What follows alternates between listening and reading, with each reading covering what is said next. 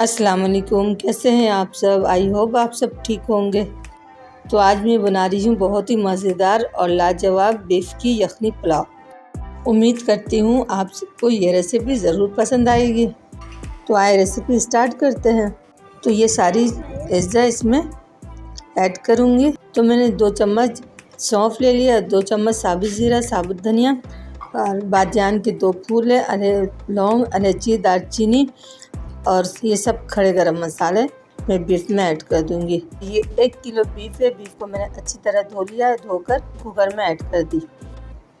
अब मैं ये सारी चीज़ें इसमें ऐड कर दूंगी और पानी इतना होना चाहिए कि मुझे इसका यखनी तैयार करना है।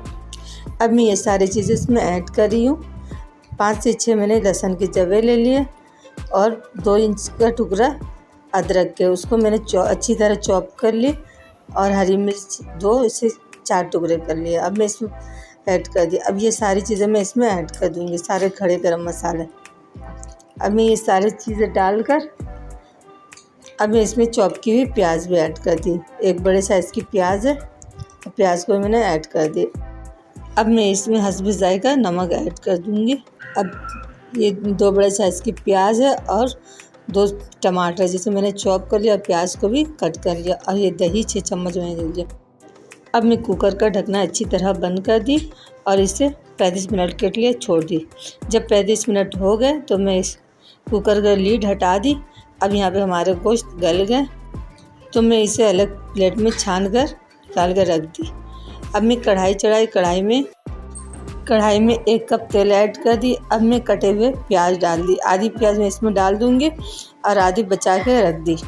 अब मैं इसे अच्छी तरह ब्राउन कर ली हूँ ताकि इसे मैं गार्निश करूँगी।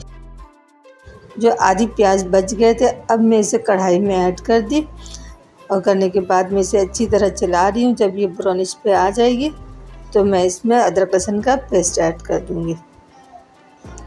अब मैं अदरक लहसुन का पेस्ट डालकर इसे अच्छी तरह भूनूंगी ताकि इससे अच्छी सी खुशबू आए।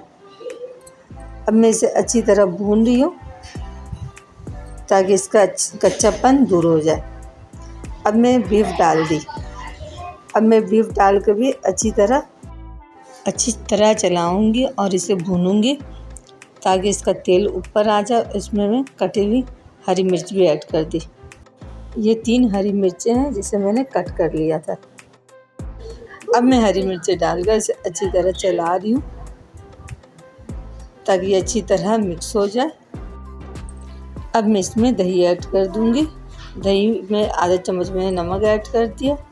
अब मैं आधा चम्मच ज़ीरा ऐड करूँगी, ज़ीरा और 1 से 1.5 चम्मच मैंने पिसा हुआ धनिया इसमें ऐड कर दी। अब मैं इसमें ½ टीस्पून से भी कम गरम मसाला ऐड कर दूँगी। अब ये सारी चीज़ें मैं दही में डालकर अच्छी तरह मिक्स कर लूँगी और मिक्स करने के बाद मैं इसमें बीफ में ऐड कर दूँगी। अब बीफ में डालकर दही को अच्छी तरह मिक्स करूँगी ताकि ये अच्छी तरह मिक्स हो जाए। अब मैं बीफ में डालकर दही को अच्छी तरह मिक्स कर रही हूँ और मिक्स करने के बाद अब मैं कुछ देर के लिए इसे ढक दूँगी, 5 से 10 मिनट के लिए। अब मैं लीड हटाई और लीड हटाने के बाद 2 बड़े साइज़ के टमाटर चॉप किए मैं इसमें ऐड कर दूंगी और टमाटर डाल के इसे अच्छी तरह चलाना है और चलाकर मैं इसमें चावल ऐड कर दूंगी। टमाटर को ज़्यादा पकाना नहीं है, इसमें मैं चावल ऐड कर दिया और चावल ऐड करने के बाद मैं यखनी को मैं छान कर रखी थी अब मैं चावल में ऐड कर दूंगी और चावल चलाकर इसमें 2 चम्मच नमक ऐड कर दी और साथ ही में हरी मिर्च भी ऐड कर दूंगी। अब मैं ये सारी चीज़ें डालकर चम्मच से चलाकर इसे ढक दूंगी कुछ देर के लिए। जब मैं लीड हटाकर देखी तो 80% चावल हमारे पक गए हैं और कुछ बाकी हैं तो मैं इसे स्लो फ्लेम में छोड़ दी। 20 से 25 मिनट के बाद मैं लीड हटाकर देखी यह हमारा बीफ यखनी पुलाव रेडी है। तो मैं इसमें ब्राउन प्याज से गार्निश कर दी। अब यहाँ पे मैं प्लेट में सर्व कर दी। आप भी ये रेसिपी ज़रूर ट्राई करें। आप अपने घर वालों को भी खिलाएं, उन्हें भी ज़रूर पसंद आएगी। ऐसी अच्छी वीडियो देखने के लिए लाइक करें, शेयर करें, सब्सक्राइब करें और दुआ में याद रखें कमेंट्स करके ज़रूर बताएं आपको ये रेसिपी कैसी लगी। मिलती हूँ नेक्स्ट वीडियो में, तब तक के लिए अल्लाह हाफिज़।